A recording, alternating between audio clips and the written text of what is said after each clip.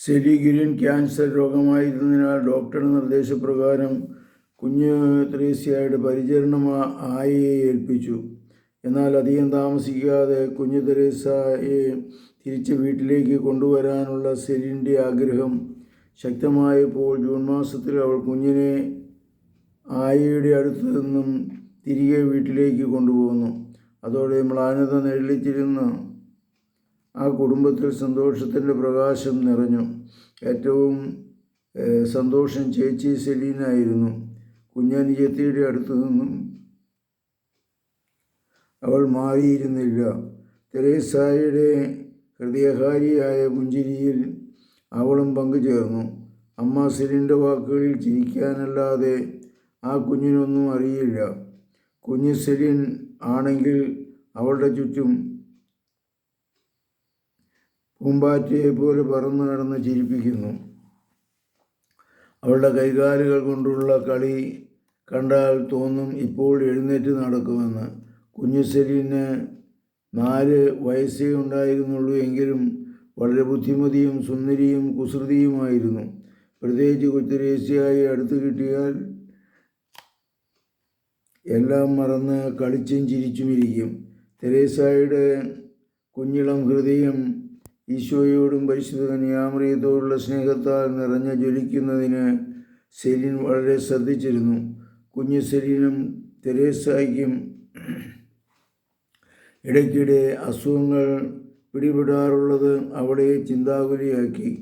തനിച്ചും ചിലപ്പോൾ ലൂയിനുമൊത്തം അവൾ 100 കിലോമീറ്റർ അകലെയുള്ള ലിസ്ബിയിലേക്ക് തീർത്ഥാടനം നടത്താറുണ്ടായിരുന്നു. സെലിന് പരിശുദ്ധി അമ്മയോട് അനിതരസാധാരണമായ ഭക്തിയും ആശ്രയത്വവും ഉണ്ടായിരുന്നു. ദുഃഖത്തിലും ആകുലതകളിലും അവൾ ആശ്വാസമായതും അതുതന്നെയായിരുന്നു. തെരേസയെ വീട്ടിൽ കൊണ്ടുവന്നപ്പോൾ ആ പ്രായത്തിൽ തന്നെ പ്രാർത്ഥന പഠിപ്പിച്ചിരുന്ന കാര്യത്തിൽ അമ്മ ശ്രദ്ധിച്ചിരുന്നു. തെരേസയുടെ നിർമ്മല ഹൃദയം ജ്വലിക്കുന്നതിന് അത് കാരണമായി.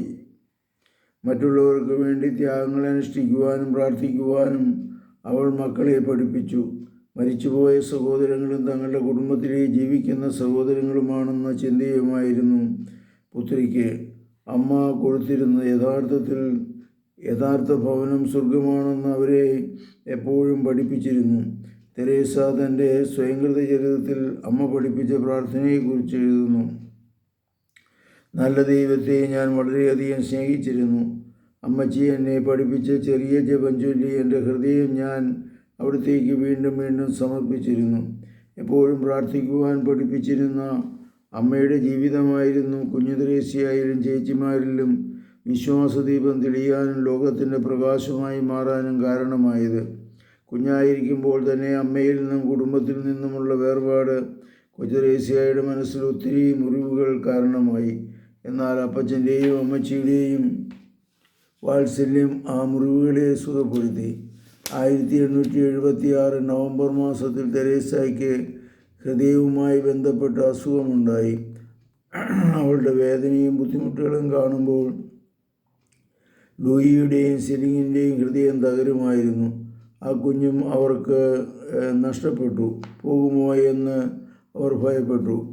കണ്ണീരിൽ കുതിർന്ന എഴുത്തുകളായിരുന്നു ആ സമയത്ത് അവൾ പൗളിനും സഹോദര ഭാര്യ സെലിൻഗുരിക്കും എഴുതിക്കൊണ്ടിരുന്നത്.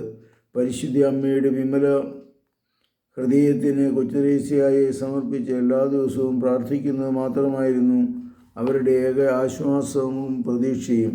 ശൈശവകാലത്തുണ്ടായ പല രോഗങ്ങളിൽ നിന്നും കുഞ്ഞു ത്രേസ്യ അത്ഭുതകരമായി രക്ഷപ്പെടുകയും പിന്നീട് ആരോഗ്യം വീണ്ടെടുത്ത മാർട്ടിൻ കുടുംബത്തിന് സന്തോഷമായി മാറുകയും ചെയ്തിരുന്നു. വളരും തോറും അവൾ കുഞ്ഞിളം പ്രായത്തിലെ നിഷ്കളങ്കതയും നിർമ്മലതയും കാത്തു സൂക്ഷിച്ചു. മാർട്ടിൻ കുടുംബത്തിലെ ക്രൈസ്തവ അന്തരീക്ഷത്തിൽ നന്മയും സ്നേഹത്തിലും പുതിയ ക്രിസ്തീയ പൂർണ്ണതയിലും പിതാവിൻ്റെ കൊച്ചുറാണിയും മാതാവിൻ്റെ കൊച്ചു വികൃതിയുമായി അവൾ വളർന്നു വന്നു. പരിശുദ്ധ പരമദിവ്യകാരുണ്യത്തിന് നേരവും ആരാധനയും സ്തുതിയും പുകഴ്ചയും ഉണ്ടായിരിക്കട്ടെ. യേശുമിശിഹായ്ക്കും സ്തുതിയായിരിക്കട്ടെ.